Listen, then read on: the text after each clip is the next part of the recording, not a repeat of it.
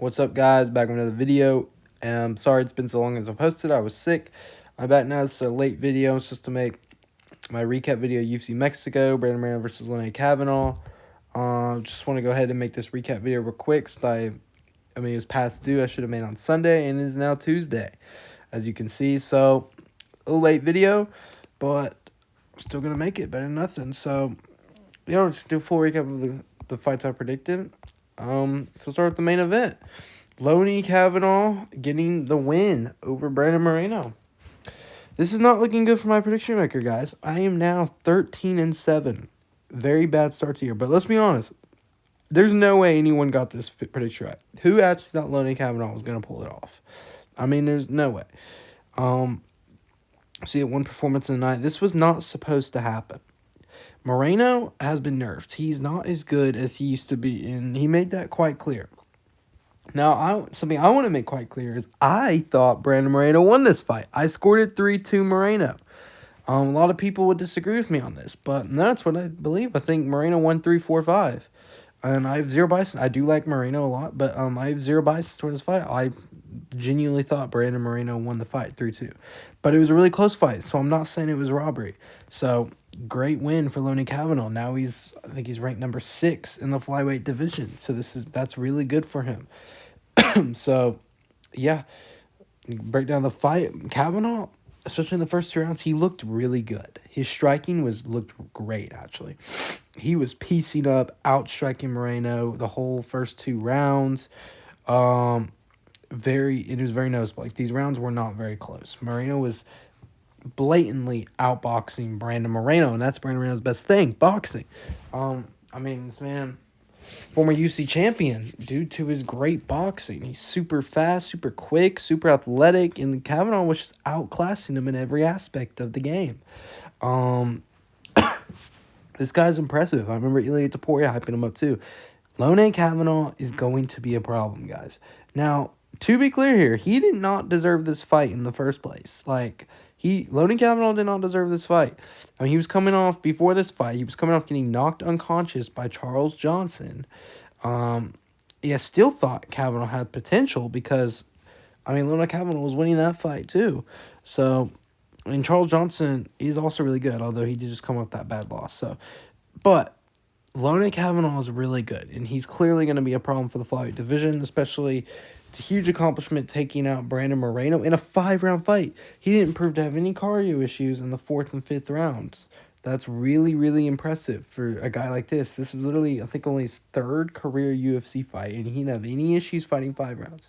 Now, he was a flyweight, so flyweights didn't have better cardio, but still, unranked 3rd UFC fight, that's very, very, very impressive. And then the second round, Kavanagh rocked Brandon Moreno, hurt him badly. I really thought Moreno might get finished. He got dropped and he was stumbling back multiple times, and he got hurt badly. He had bruises all over his face, cut open. Kavanagh really almost got the finish, but Moreno stayed composed. He stayed calm, didn't lose his composure. He's been there, done that, like I've said. And he's been hurt before, so he could take this.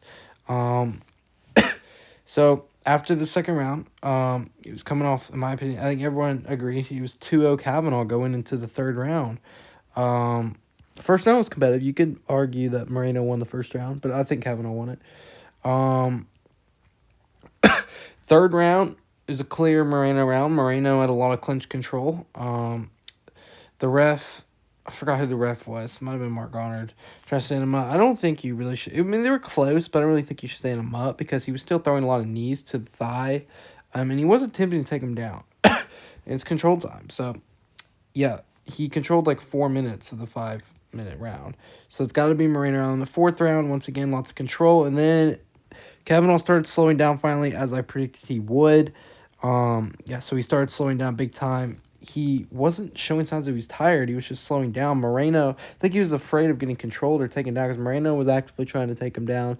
He was unable to take him down. I'm pretty sure he had 0 takedowns. Yep, 0 takedowns. 0 for 8. But, however, he was able to overpower him on the cage and outclinch him. That's Kavanagh's fault. He's not a good high enough level grappler to defend the clinch and break it fast enough. So, he had, again, like 3 minutes control time and wasn't doing too much to Moreno on the feet. And I think it was pretty even. So I think that's a Moreno round when you combine striking efficiency with grappling efficiency and, if needed, control time. That's how you score the rounds. So I think that's a Moreno round, 4th round. And then 5th round, a lot of people say Kavanagh won the 5th round. I mean, we can look at the stats right now. I mean, Moreno outstruck him 29-27. This is my first time looking at him. So just looking at 29-27, Moreno outstruck him. Plus, if this is enough, I mean, he had lots of clinch control time, like 2 minutes of it again. Again, that should be enough to say Brandon Moreno won the round. However, not robbery, and because, this doesn't mean too much when you're just looking at the strikes from stats. You have to actually watch the fight. But I did watch the fight, and I genuinely, truly believe Brandon Moreno won the fight 3-2. But I'm not taking credit away from Kavanagh. I'm not the judge, once again. Now, unless it's a blatant robbery, that's a different story. This is not a blatant robbery. So, good job. Actually, great job, Lone Kavanagh. You are now number 6 ranked in the flyweight division. He's going to be a problem for the division. He's got some things to work on, but someone who just got an undeserved main event at UFC Mexico versus someone like Brandon Moreno, great win. So, that's what to say about that. Co-main event, Chito Vera versus David Martinez. Guys, it's time for Chito to retire. He needs to retire. I mean, he's just the same guy. He fights with no urgency. He doesn't do anything. David Martinez is not that good. I mean, he really isn't. I mean, he's decent. He's younger, of course. He's really explosive, and he's always looking for that big, heavy knockout shot. Marlon Vera, he can be dangerous if he gets you up against the cage, but Martinez was just circling the whole fight, hopping around. Just looked very, very explosive and dangerous. He was just looking for like a one-shot knockout. And Chito just going in there trying to walk him down, but he couldn't do anything. When he doesn't walk him down and Martinez is just circling, then Chito doesn't really throw anything. And Martinez was actively throwing shots the whole time, so therefore he was winning the rounds pretty significantly. The first 2 rounds, clear Martinez rounds. They were just rounds where he was circling while Chito was attempting to corner him to cage, but he never could, so he was just getting outstruck. He did not finish him, as you can see. I didn't predict he'd finish him. I didn't predict him. Chito's got a great chin. Very great chin. Arguably the best chin in the whole UFC. It's the best thing you can say about him, but he doesn't do anything like urgency. 3rd round, I thought Chito won. He stepped up a little bit, started throwing more, outstriking him. However, David Martinez, he was starting to get tired. That's probably coming from lack of experience. Not fighting someone in the top 10 and not being here before, because most of his fights end by knockout. Chito's got a really good chin, and he's higher ranks. It's going to be harder to do that. But yeah, it was still a competitive round. Vera got him cornered up against the cage a couple times in that round. But then again, still, when it comes down to urgency, still not enough urgency. So Martinez ended up getting a win 2-1. And yeah, I think Marlon Vera genuinely sucks, not good. He needs to retire. And then last fight predicted, he got Daniel Zellhuber versus King Green. You know who sucks even more than Chito? Daniel Zellhuber. This guy, I don't know why I picked Daniel Zellhuber for this fight. I went 1 for 3, guys, my prediction, because I predicted the last 3 fights. And I react to them on my live stream if you want to watch. Late reaction, because I was sick. But how does King Green win this? I mean, come on. You can't be that bad. Losing to King Green in the Big 26, that is not good at all. I think Zellhuber needs to be cut from the UFC. He's not UFC level. What does he do that shows that UFC types levels? So, like, what does he do? In any category of fighting, striking, grappling, he's not there. He's not at the top, highest level in any of that. He also has a lack of urgency. And he just looks nervous in there. He doesn't get finished. He's got a really good chin. He's kind of like Chito, except he's bigger. He's a big lightweight. He's got potential. I will say he's got more potential than Chito. I think he needs to go down to a lower MMA organization and maybe change teams, get new coaches, start training more, learn. Yeah, I don't even know. Something needs to change, and I truly believe Zellhuber can make a comeback. And if he has a comeback, it's because I said it. I said he had potential from the beginning. Remember this video. King Green, obviously, he just fought like average King Green, put his hands down the whole fight, taunting the whole fight, jabbing, teeping a lot. Zellhuber was on the front foot most of the time. But he just lack of urgency, didn't throw much. He threw a little bit. He got mad, but he was just missing. Was King Green did a good job dodging with his head movement, since he doesn't block, and he evaded a ton of shots. Probably like 85% of Zellhuber's shots, as you can see, 100-17. Outstruck him badly. And yeah, he ended up TKOing him in the second round. Zellhuber just like gave up. So yeah, good win for King Green. He's now on a 2-fight winning streak, so that's good for him.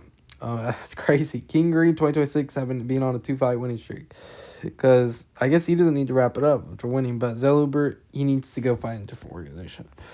And then that's all the fights I'm breaking down. I can go over a little of this. Edgar Chairez, a little rusty in the beginning, ended up fighting better as the rounds went on. Felipe Bunez looks pretty good grappler. I am very impressed with Emmanuel Rodriguez, guys. That guy everyone thought he was going to get knocked out, but he didn't. He won 4 minutes a night. Very valid performance of the night. Kevin Borjas is pretty good too, but Emmanuel Rodriguez, I am excited to see this guy fight again. Very exciting. Santiago Luna, this guy was pretty good. He was actually really good. Andrew Pacheco was decent. He fought hard. Ryan Gondry is definitely a huge prospect. 41-second knockout, middleweight division. I'll be watching this guy out. Alan Perez, another good win after losing the first round, coming back in those next 2 rounds. Great win for Alan Perez. I don't know why she called out Tracy Cortez, though. She should be calling out top 5 contender, and then after that, getting in for a title shot. She's on a big win streak. Christian Quinez, wasn't really impressed with both those guys. Okay fight. Douglas Andrade, I thought he won this fight, but it was close. Javier Reyes, again, wasn't that impressed with either of them. Oh, no, this was a knockout fight. I got this one wrong. Hold on, guys. Yeah. Oh, yeah, he just knocked him out. I remember that. Yeah, this was another pretty good fight. And then Reagan Tar. This was a huge fight tonight. That's a valid fight tonight. They were just standing and banging the whole time. Great win for Regina Tarrin and Ernesta. I can't even pronounce her name, but she's really good too. Francis Marshall. No.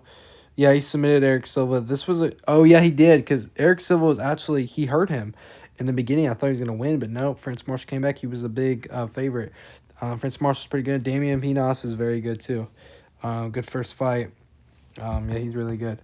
So, yeah, overall, this was a great card. Probably the best fight of the year so far. I was really impressed, and it's probably the most underrated card of the year so far. So, very good card. I'm not doing good on my prediction record so far, 13-7. But, yeah,